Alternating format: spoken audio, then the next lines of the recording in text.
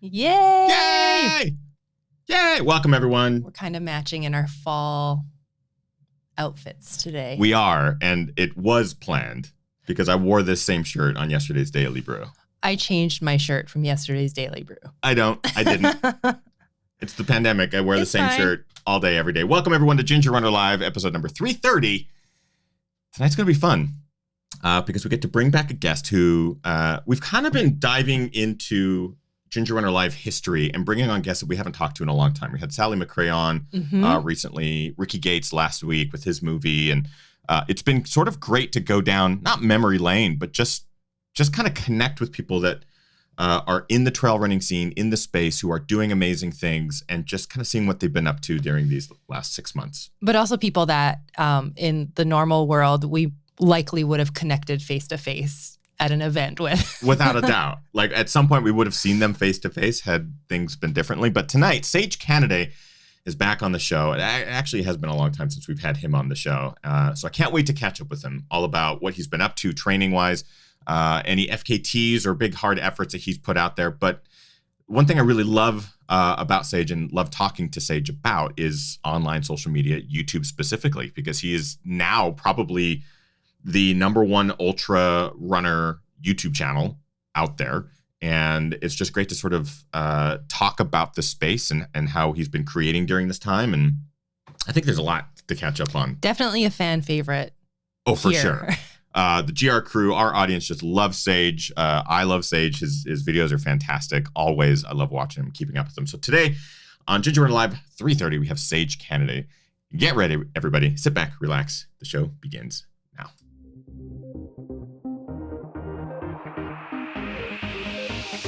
Ginger Runner.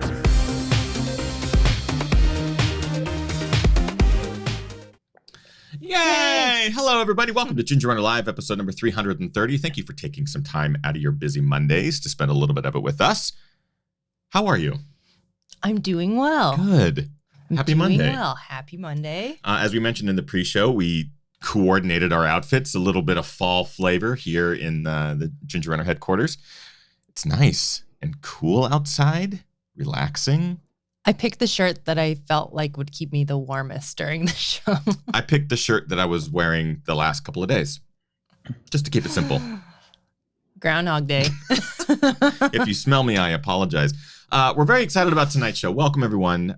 This is going to be a fun one because we are going to be joined by our dear friend Sage Canaday on the show tonight to talk a little bit about what he's been up to in the last 6 months, how his training's been going, what life is like without races, and even more so onto the creative side of things and talking about the YouTube space. Sage has grown to become one of the biggest, if not the biggest, ultra runner YouTube channel on earth. We'll have to talk about that because I'm actually he's the biggest one I subscribe to and by far the most prevalent, I would say, as far as content creation and stuff like that.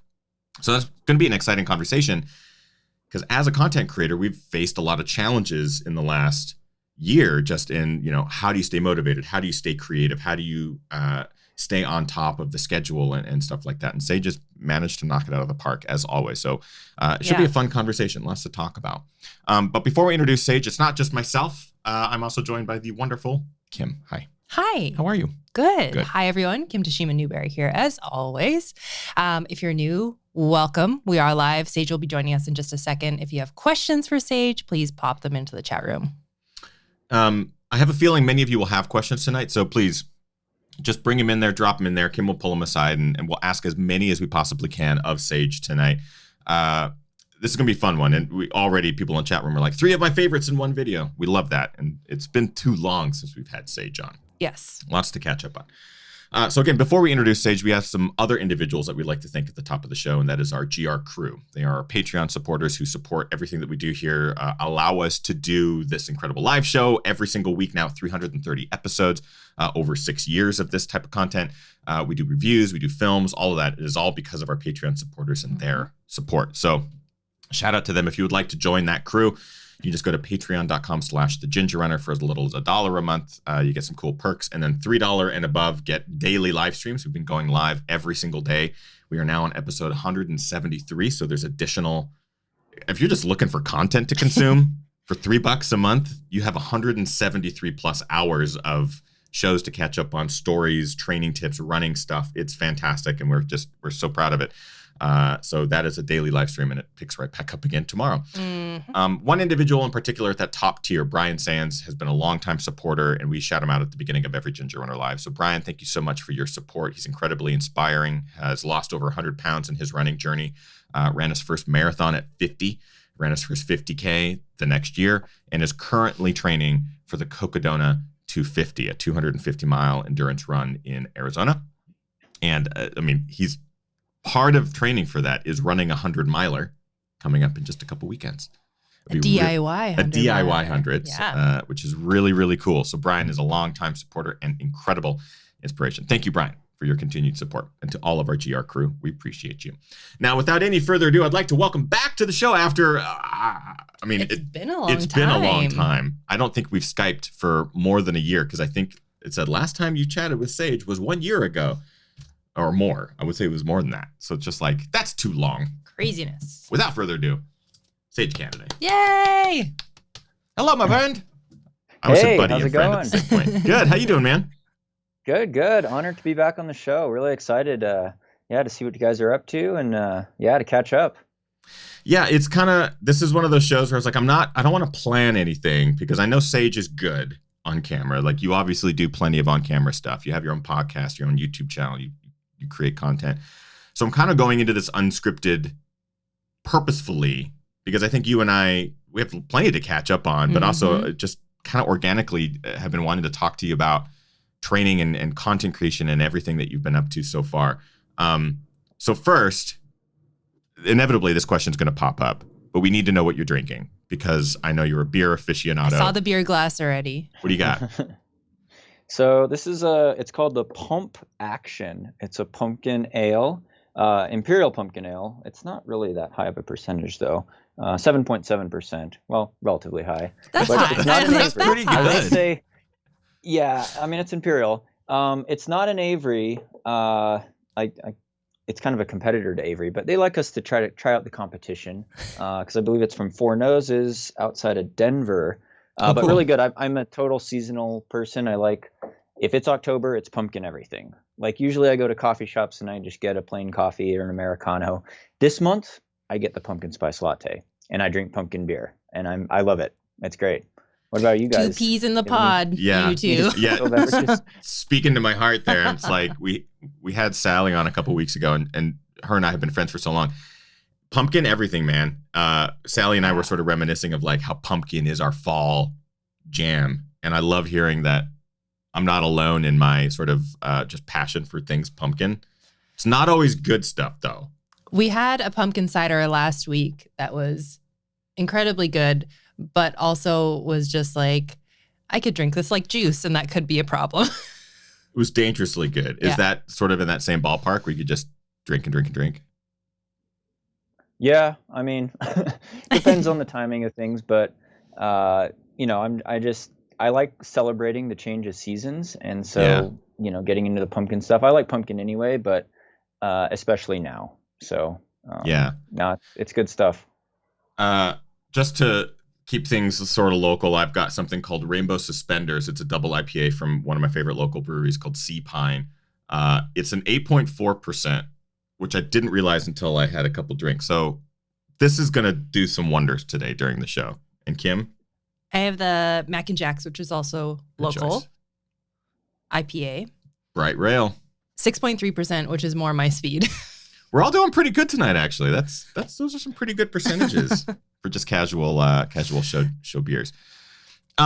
We talked a little bit before the show, Sage, and I'm kind of curious to bring this up top as well. But just in regards to you live in Boulder, and there's obviously a lot going on in Boulder right now with like wildfires and stuff like that. Are you at risk? Are things under control at this point? How's the air quality and everything like that around you? Yeah, so Sandy and I are really lucky. We actually live like in central Boulder, like in town. So we're surrounded by concrete, no risk for fire coming into Boulder proper. But about 3 days ago or 2 days ago, there was a new fire development just about 10 or 15 miles northwest of Boulder. And then yesterday, another fire started pretty close to Boulder too, up in the West Hills, the Left Hand Canyon fire. So we have two fires nearby within 20 miles, and a lot of people that live in Boulder County were evacuated. And I think everyone's been safe, but I think some homes have been lost, which is super tragic. And Sandy's sister, who lives in Estes Park, had to be evacuated, or chose to evacuate the other day. So she slept at our apartment too. We had all three of us crammed in our little studio the other day, but she's safe now. But the Cameron Peak fire is the largest one in Colorado history. And it's up kind of, I guess it's west of Fort Collins, so southwest of Fort Collins, but it was kind of going into Rocky Mountain National Park up by Estes Park, and it's been spreading over 205,000 acres, and it's been going on for months. And then we have other fires all across the state of Colorado. So some days the smoke and the air quality has been absolutely horrible. Visibility is like limited to a mile or two, and it just smells like a campfire. But yeah, it's just a really dangerous situation and really sad for people that are losing their homes and having to evacuate. It feels like this year has obviously been nothing short of a disaster. It's totally sucked. Kind of going back towards earlier in this year, in regards to the beginning of the pandemic and things like that, with training and racing and everything like that, you normally have a pretty competitive schedule. You do all, any surface, any distance is sort of your call sign. So road running, trail running, mountain running, all of that is sort of at play here. Were races pretty quickly canceled for you? Did you sort of shift things early on into focusing on more like personal growth and building with training, or has it just been an ongoing, like, chasing the races? Have you been able to race at all or anything like that? So yeah, I mean, if we remember back to, like, I guess it was February, March, mainly March, things hit so fast and it was so unexpected and everything just shut down so fast. It kind of blindsided a lot of people. And, obviously with people who've lost their lives and people that have lost their jobs and people that in, poverty, that it's really been a horrible pandemic. But for me, it was like just instantly I was like, oh, we're shutting things down for the year probably. I mean, I don't know how long. I didn't know the timeline or the severity of things, and it's still unpredictable. But, I was lucky enough. I squeezed in one race this year at the Tarware 100K in New Zealand. Right. So we were in New Zealand all February, and it was great. And you had just heard about the coronavirus, but they hadn't limited anything. But then it was like right after that is when things all got shut down. And yeah, I had a full race of mountain racing planned. I was going to do the Golden Trail Series again. So I was going to focus on Zagama, iconic mountain race, Mount Blanc Marathon in Chamonix. I was going to do the Mount Washington Road Race in New Hampshire again. And so basically all these events that I'd planned for that spring and early summer were canceled pretty much immediately. Pikes Peak actually wasn't canceled, but by then I'd totally checked out pretty much for the rest of the summer. So, and without the international competition there, without Kilian Jornet coming in, it just kind of had a different feel to it when you can embrace and hug people and do fun interviews and, face-to-face stuff. The races, absolutely. I don't know, they kind of lose their magic a bit. And so I never got into that virtual stuff too much, at least at a competitive level. It was more just running for fun, running to do other adventures. But yeah, that was pretty much. I was also going to go to Cape Town this December too, so that Ultra Trail Cape Town got canceled. So yeah, I mean, it's understandable, but yeah, tough decisions. I mean, absolutely. And we have a race here that we host. We've had 1 year of it and it was amazing, and we had to cancel it this year or postpone it, and then it got canceled just because obviously we didn't know timeline early on, and it obviously was not going to happen.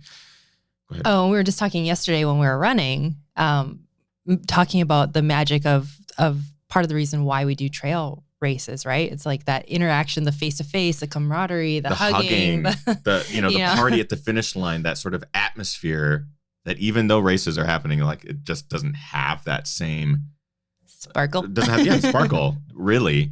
So with you and your racing, you obviously travel abroad frequently every year. You know, we've seen you in France, we've seen you in the European circuit, we've seen you just crush some of the toughest races and stuff on earth. Not having that this year, have you been able to refocus? So what has been the refocus for you? Has it been focused on training? Has it been on like, let's explore our backyard? Like, let's keep things local and really push things local? Or what's sort of been Sage's influence this year now that all the big races are canceled? Yeah, so honestly, to tell you the truth, I've had trouble focusing.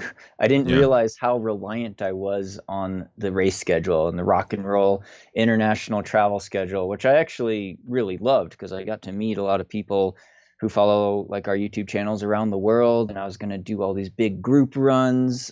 We did one in Auckland, New Zealand, but I was like, yeah, and when I go to, Chamonix or I go to Zagama, like, meeting all the people is exciting.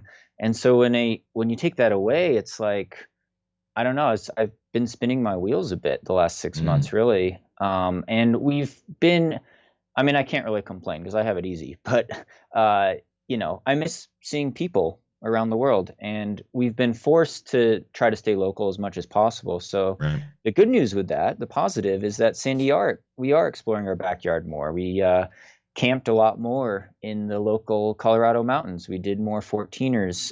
One of our bigger projects was to scout the Nolan's 14 line, which, if some people don't know, it's basically 14,000 foot mountains all in the Swatch Range, basically between Salida and Leadville, Colorado. And if you link them all up in one push, it's about 100 miles roughly. And I think it's like 60,000 feet of climbing. It's a Yeah. lot. And you try to do it under 60 hours. And of course, we saw legendary FKTs fall with that line a lot. But Sandy and we're still scouting it out because a lot of you have to kind of pick your best line. And so we'd never been on that. But because of COVID and the canceled races, we had more time to camp out there by Leadville and to explore this line. So that's been fun, as well as just exploring some of the Indian peaks around the Boulder County area too.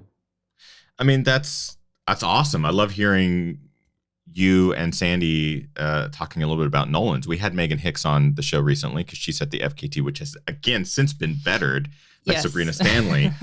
They have been sort of leapfrogging all year with that. Shout out to Sabrina and to Megan. But I love hearing that it's sort of tickling your interest as well, even if it's just exploration at this point. But it just sounds like such an iconic line, and exploring the backyard has sort of become. We hear a lot more athletes doing it, and we're hearing a lot more sort of excitement and happiness in that, because I think so often people we've been talking to on the show and stuff, they get excited about those international races. They get excited about traveling and racing in Spain and France and going up against international competition. But there's this new sort of found exploration and adventure that people are finding just in their backyard, like a 20-minute drive down the road, finding a single track that you never explored before and summiting crazy peaks. It's kind of cool to see people's mindset shift, that you don't have to travel 8,000 miles, over the course of 2 weeks to get great racing experiences or big mountain experiences. What's been some of your favorite, just kind of near you? Well, probably exploring the Nolan's line, especially because I got to do it with Sandy. We don't live like right on it. It's still about an hour and a half or 2 hour drive, depending on what section of the course you're going to.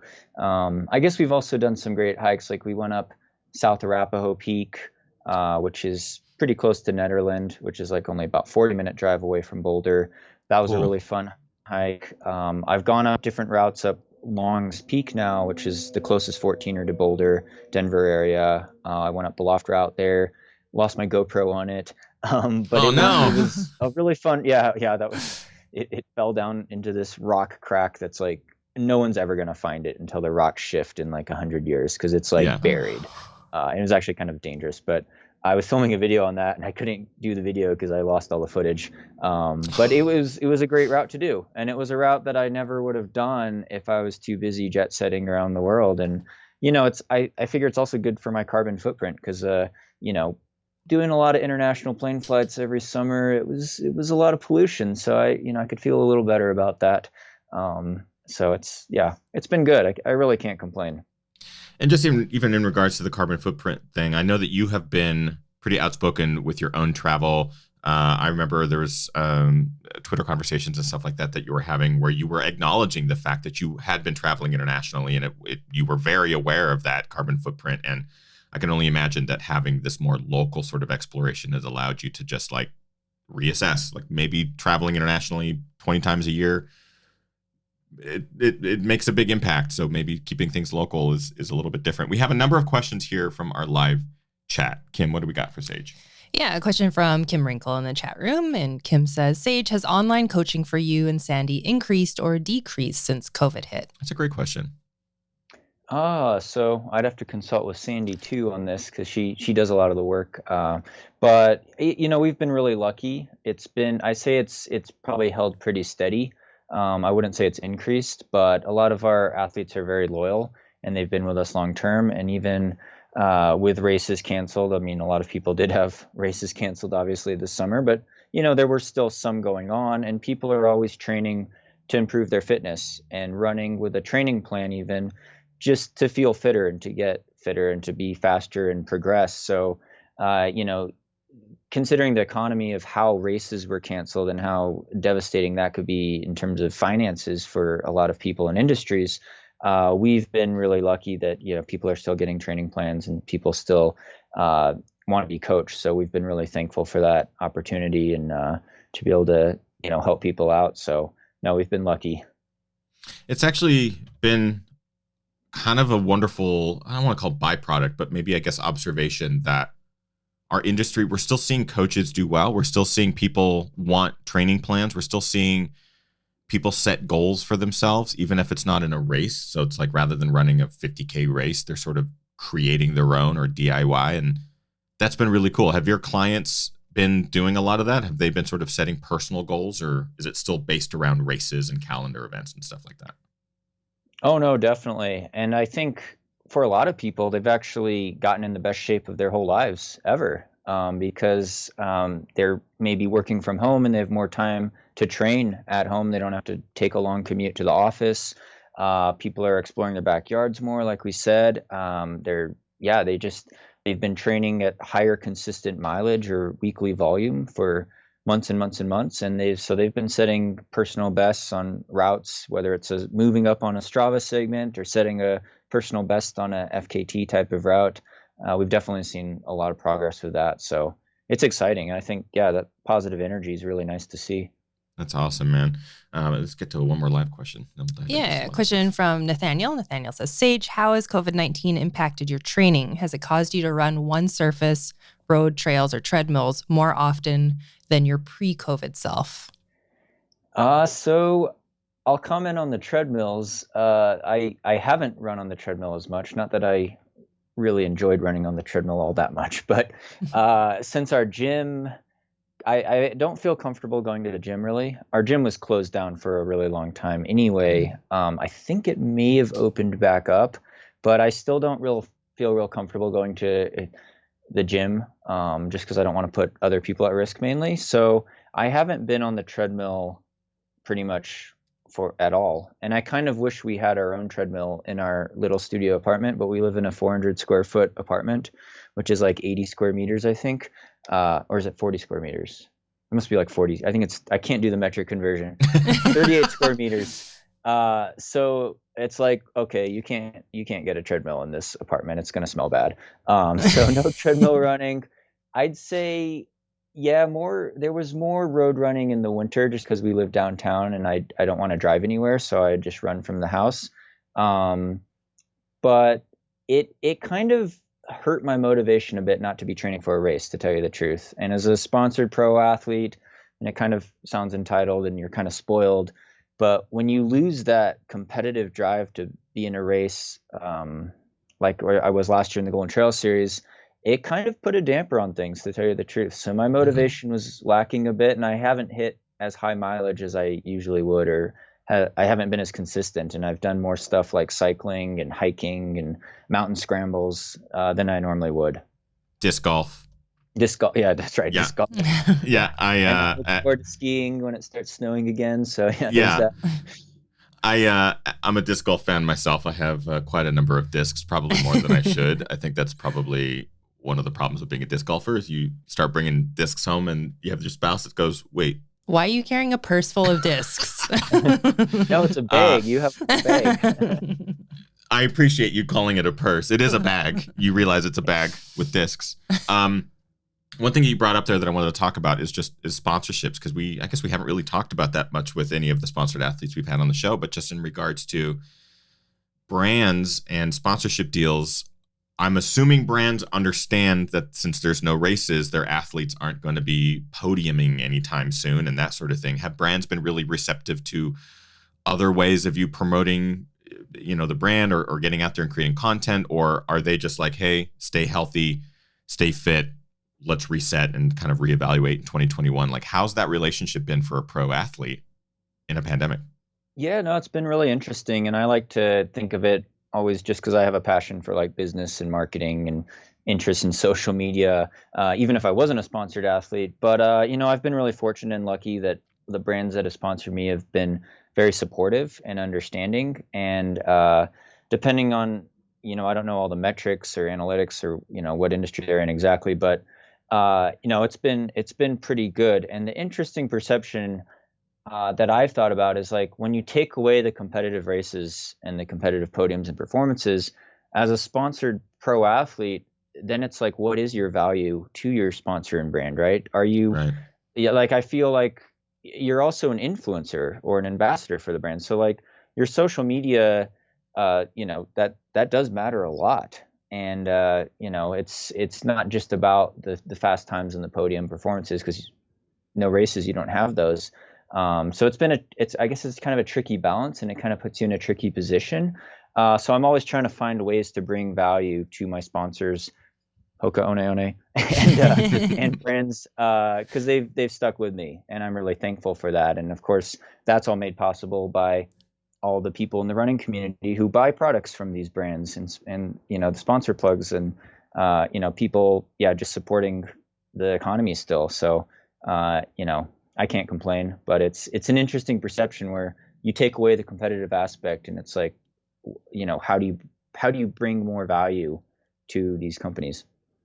Which is a perfect segue, because I feel like someone like you, long before you were a sponsored athlete, you've had the ability to bring additional things to the table that a lot of pro athletes don't have in their wheelhouse. Video production, having your own YouTube channel, creating content, just creating content in general. Like, I think there is a certain level, or there's a certain number of pro athletes that maybe just don't have that skill set. Maybe they don't want to be on social media. Maybe they don't have a personality that is sort of driven to like interact with an audience and that sort of thing. You do have that sort of leg up. And I'm assuming that just based off your sponsors and everything, it's served you well up to this point. But I do want to talk about content creation, because that's actually it's been more difficult during pandemic than I feel like I've ever experienced, just in regards to constantly trying to find creativity and pushing yourself when races don't exist, and getting outside for a certain period of time was really difficult due to local regulations and stuff. For you, how have you managed to stay creative and stay creating for a large audience, mind you? And how has it been for you creatively, and how has it been for your audience in response? Yeah, so it's been a real interesting dynamic, and I know you've been on YouTube for a really long time too. I've been on since, gosh, I started in college over 12 years ago with my VO2 Max Productions channel. So just the dynamic, pandemic aside and pro running aside, just the dynamic of that platform changing over the last decade has been very different. I think there's more people creating channels, so there's more, I don't want to say noise, but there's more content out there that people could view, and then people always have limited time. So then there's a lot more competition, I'd say too, like in the running space. And then with COVID and the pandemic, I feel like probably more people were watching YouTube, or I was watching more Netflix at least. And just, because you're staying home more. You're staying home more. You're not going out to the movies. So you're eating up or consuming more content on the platform. But creatively, like, my big thing was doing showing a progression or showing a series of training for like a race. So having a race goal, you're out, 2 months before the race, and it's like, the OTQ series. I was training for a sub 219 marathon to try to run again, or I was training for Boston, or I was training for Western States, which of course you did that great Racing the Darkness film on.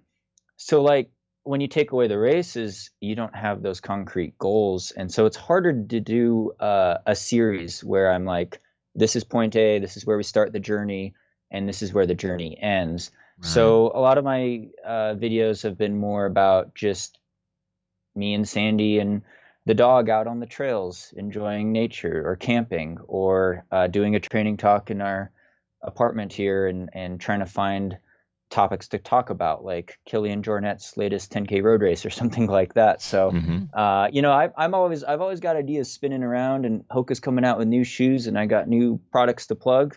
But at the same time, I do want to be innovative and interesting, and I've learned a lot from you over the years, just with your professional quality and the way you do things behind the lens. I really respect the editing process, because I know it's like a full-time job. Basically, it takes a lot of time. So I really respect that creative process, but I've always had the personality to create videos anyway, because I just love social media. I mean, I think that's a huge asset right now, because Ginger Runner, I started in 2011. We'll be celebrating the 10-year in January of next year, which is exciting. But I've been doing Ginger Runner or YouTube since 2006, so we'll be celebrating 15 years on the platform next year. And there were times where creativity wavers. It's not like it's a constant just flow of like ideas. And during this time, it's been obvious that some weeks ideas are a dime a dozen. Like, you're just getting so many cool ideas, and you're going to try to execute one. Hopefully that's the right one. And then there's weeks where it's like, oh, I don't even want to make a video. Do you have those times where it's waves of creativity where, yes, you have all this great content idea and you're going to execute it? And then do you have times where you're like, I don't even want to do this right now. Like, there's so many other stresses and things in life that are sort of taking precedent. Have you had that at all in the last 6 months? Oh, definitely. Yeah. Like you said, it could be a roller coaster. Like, and a lot has to do with maybe how your training's going, how much you're training, how tired you are, what the weather is like outside. And I shouldn't say the weather affects me, but it does, especially when you're thinking about a new video concept and you're like, well, it's raining outside, it's snowing outside, there's smoke outside, I don't know if we could film this outside. And then you're like, I don't want to film it inside because the lighting's bad or whatever. So those are kind of excuses. But yeah, I've never been I realized I was like, I can't do a daily YouTube video. And so I always try to do at least a couple videos a week, or at least one video a week. But to do more than that, it does take a lot of time. And yeah, if I'm training over 100 miles a week and we're working a lot on the coaching business, then you've got a full day planned. So it's great to have that flexibility, and it's great to have an audience for your creative energy. But it definitely ebbs and flows.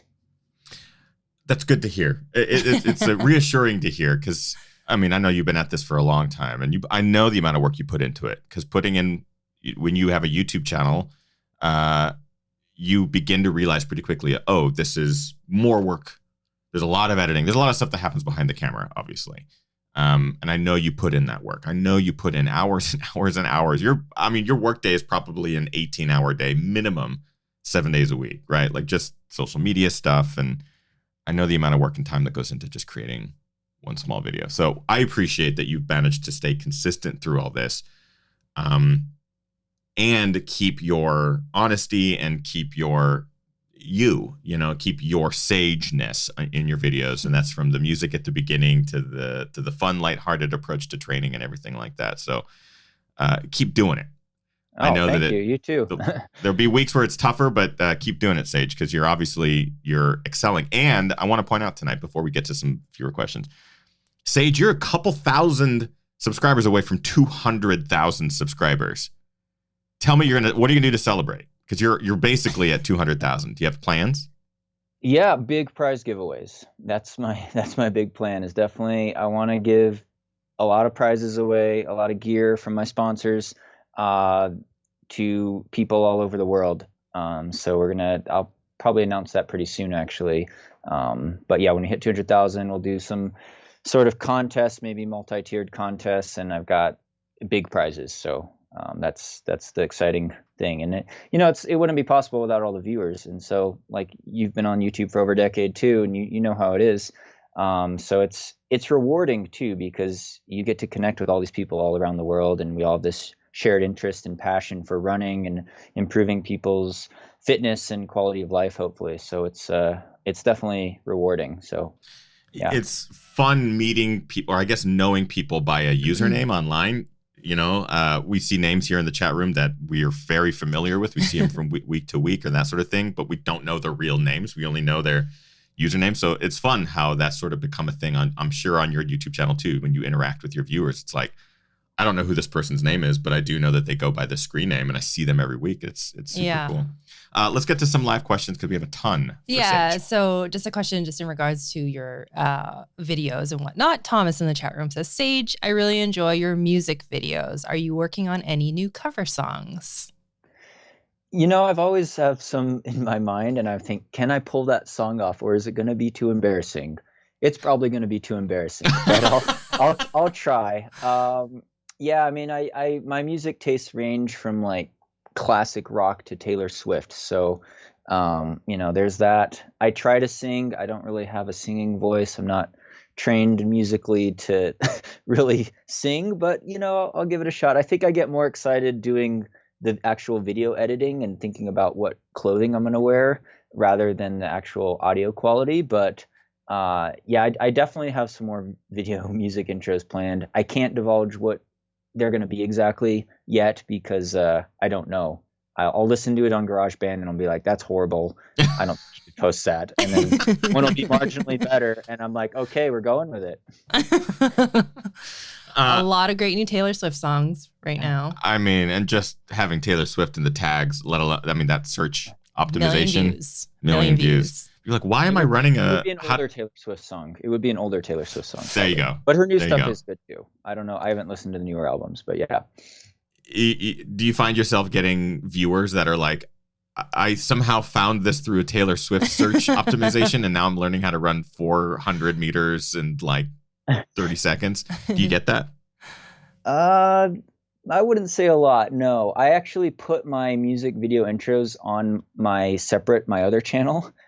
So I have a Sage Canaday channel, and the music intros all go there. So if you search just the music intros, you could just see that, and you don't see the running training talk, and you wouldn't actually know that I am a runner, except I'm wearing all my Hoka gear, and I am not very good at being a musician. But I get inspired by all the amazing musicians on YouTube because it's a great platform for emerging artists, people doing covers that are they're just so amazing. Like, there's so much talent out there. And so that's inspiring to see just in the music realm, or if you go down a disc golf realm and you see pros playing disc golf, you get inspired by that. So it's great.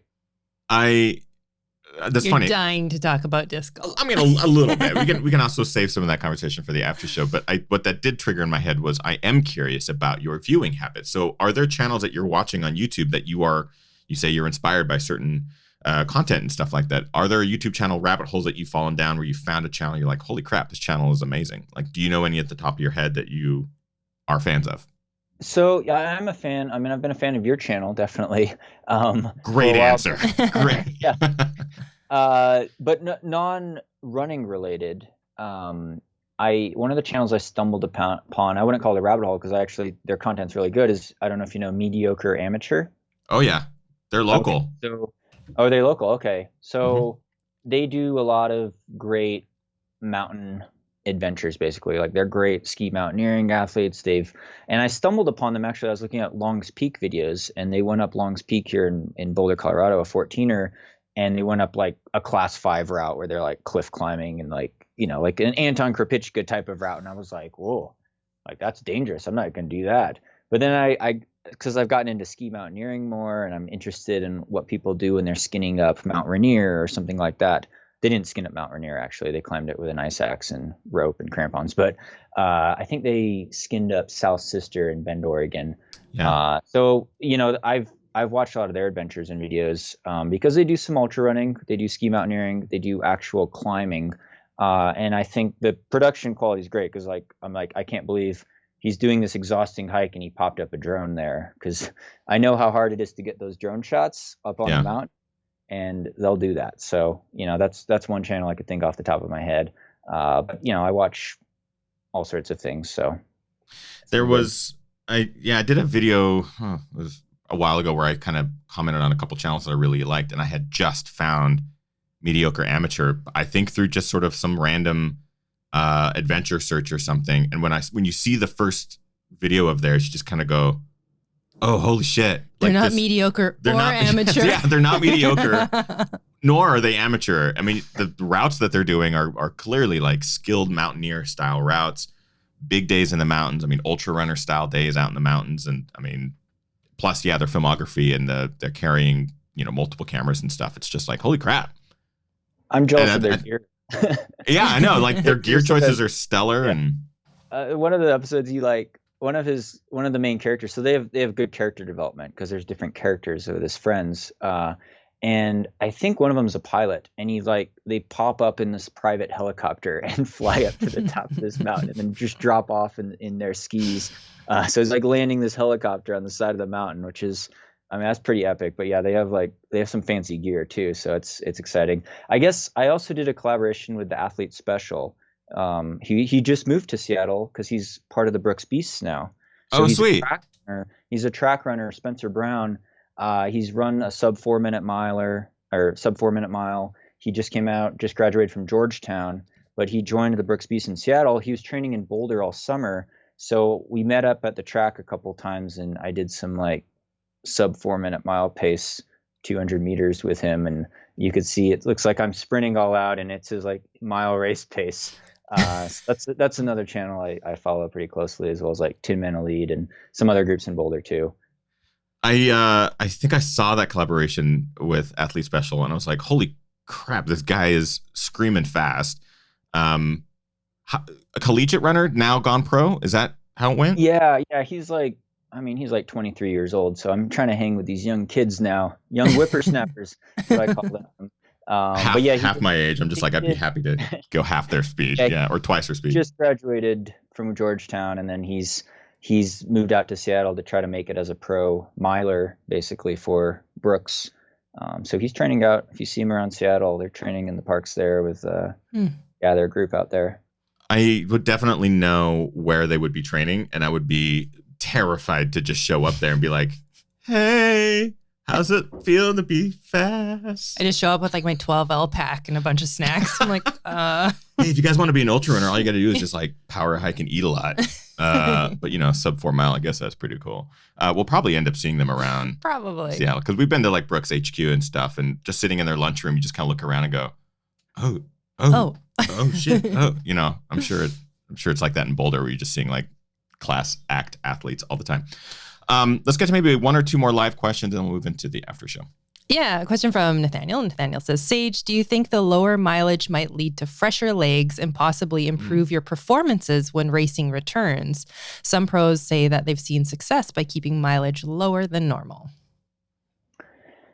Definitely. I definitely say that. And as I've gotten older, into my mid-30s now, I will say, when you start thinking about longevity in the sport and just the wear and tear on your body, like speaking of Brooks, when I was out of college, I was sponsored by Hanson's Brooks, and we used to run 140 miles a week on pavement doing marathon training. And like, you're doing 20 miles a day, you're running, we were running fast.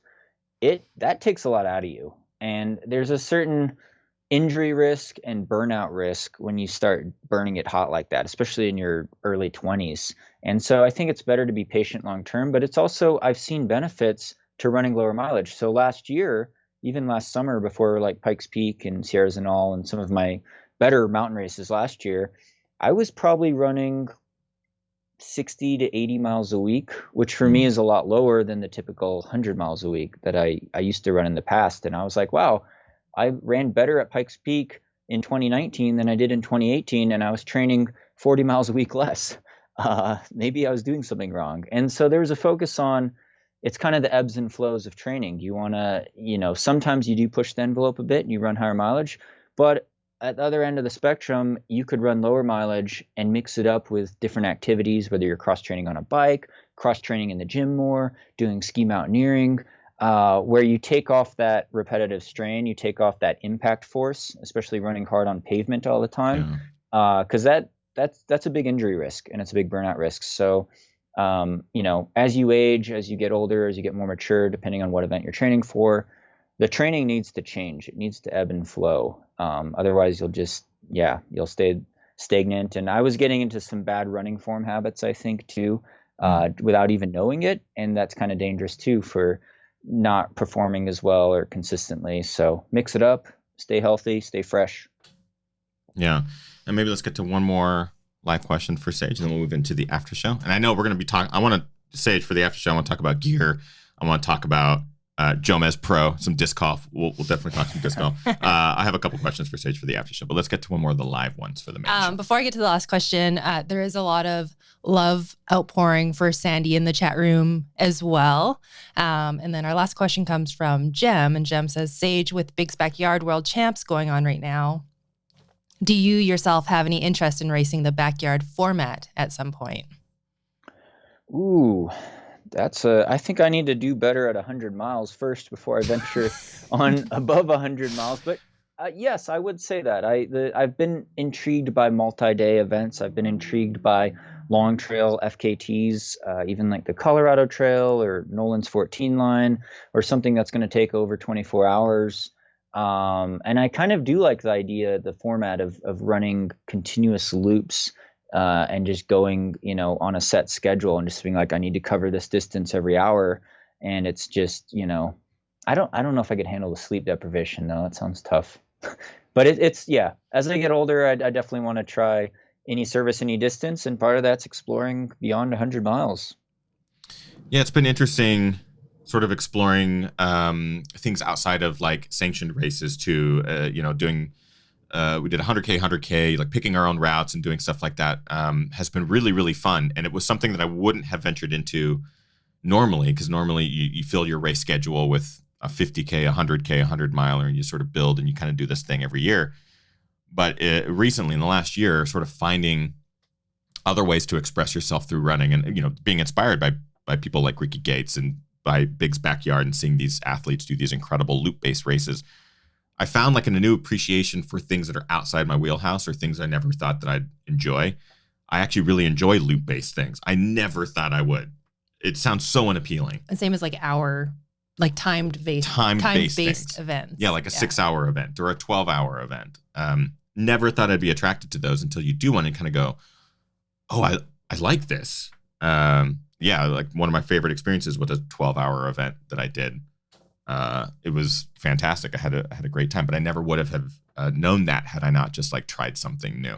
And I always love your slogan, any surface, any distance. It sort of keeps basically options open as to what you're going to experience, whether through adventure. And I think that's a really great slogan that we can all sort of take with us. There was, and of course now I forget. I did want to ask, because some of your videos recently have sort of delved into other forms of cross training, which you sort of already mentioned in tonight's interview. Has there been something that you've been drawn to the most, something outside of running that you've kind of found a new passion for? Because I know you've done a little bit of everything, not just this year, but years previous. Is there anything that really tickles your fancy that you are enjoying? Yeah, it would be ski mountaineering, specifically skinning uphill. I'm a horrible downhill skier. I'm very bad, and I can't really go in avalanche danger too much because that's dangerous for me. But I found that I got my first pair of ski mountaineering, or my first AT setup last year, thanks to Hagen Skis. Shout out, #sponsor. But the feeling of skinning uphill is just amazing, and I've decided, despite what Kilian Jornet used to say, it is actually the best winter activity to do for summer mountain running, I think. Because you get the high altitude training in, you could go up really steep grades. The way it works your legs and your core and your arms, it's much like power hiking with trekking poles, going up steep grades. You could get in 10,000 feet of vert in a day. Easy. It's a blast. I think the way it works the legs, the way you have to pick your line downhill helps with technical downhill running. it is like the best sport. And it's a very niche sport because you have to have the right environment. You have to have the expensive setup. There's a lot of barriers to entry to it. But I discovered that last winter and I was like, this is it. Like, this is so much fun. I could explore the mountains in the winter, because before it was like, oh, it snowed outside. I guess I'm running on the treadmill. I don't like the snow. But now when I see the snow, I'm like, oh, fresh powder. I think I took it up, 2 or 3 seasons ago? As soon as we moved back to the Northwest. Yep. And it is, I'm with you. It is amazing. I wish it was all year. I know that there's still people chasing freshies all summer long here in the Northwest, but it's like as soon as that first snow comes, I can't wait to get back to the mountains and incorporate it into winter training. It is so much more of a workout than I think people realize, because you just get your ass kicked on the way up, but then you get all this joy on the ski down. It's so much fun. I love that you love doing that. I can't afford the lift tickets in Colorado anyway, so I'm going to go to the resorts and I just go without the lift ticket, and you just It's a great way to do it. We've talked about that for the resorts here as well. They're so expensive here, and I think it's like Aspen, whatever. There's a company that came from Colorado that bought some ski resorts here that makes it. I mean, it's so expensive here. But I mean, we check in with the like search and rescue and the ski people beforehand, just like, hey, what's the route for uphill travel today? And you stick to it. And there's maybe 5 men and women out there on a given day, like so few. And you all kind of give each other that like, we're skipping that $100 prize tag today. Money today. We save money. Getting our ass kicked. Earn your turns. Yeah, earn your turns. That's it. Yeah. Any travel ahead for you this year at all? Like, are you coming back to Oregon to see the family, or do any training here, or what's? Are you just sticking local? Up in the air, I'd say. So I think my family, if they do travel, my parents would actually brave the travel and go to the Midwest, where I have a new niece there. My niece was born this year, so I have a new niece to visit. My brother and his wife live out in Ohio, and that's where Sandy's extended family all lives in Ohio. So if we do travel anywhere for the holidays, it would probably be to the Midwest. Awesome. Unfortunately, I do miss Oregon though, and the Pacific Northwest, but it'll have to wait, I guess. We're getting some pure fall vibes right now. It's been pretty great. Our guest tonight is Sage Canaday, the one, the only. If you have not already, subscribe to his YouTube channel, VO2 Max Productions. Just search for it. You'll find it pretty quickly, or click any of the links, or just go to YouTube. You're on YouTube now. You should easily be able to find it. Sage, for those who maybe want to follow you on other social networks and stuff like that, or get coaching, or reach out and for any other reason, personal questions or anything like that, where can they find you? Where can they reach you? How can they get a hold of Sage Canaday? Yeah, our coaching website, where we sell training plans for any service, any distance, Coach Sandy and I made, is at sagerunning.com. And then you could follow me on social media. I'm on the TikTok, the Instagram, the Twitter, at Sage Canaday. So, yep. Fantastic. Our guest tonight, Sage Canaday. Great to catch up with him. Finally, it's been too long. Yes. Please support him and all that he does, creates, and everything. It obviously goes a long way to have amazing viewers and supporters like you supporting other members of these social media and the platforms. So thank you, everyone, for tuning into Ginger Runner Live tonight with Sage. We're going to move right into our after show with him. I'm going to talk to him about gear, because I definitely wanted to pick his brain in regards to some of his favorite pieces of gear that he's using right now. And we might talk a little bit of disc golf. I don't want to nerd out too much on it, but I know that we both share a passion for this interesting little niche sport all its own. But before we move into that after show, which is for Patreon supporters, patreon.com/thegingerrunner, we do like to recognize members of this community each and every week in a little segment we call our GR Crew Member of the Week, where we get to shout out an individual or individuals who go above and beyond and crush one of their goals. Kim, who is this week's GR Crew Member?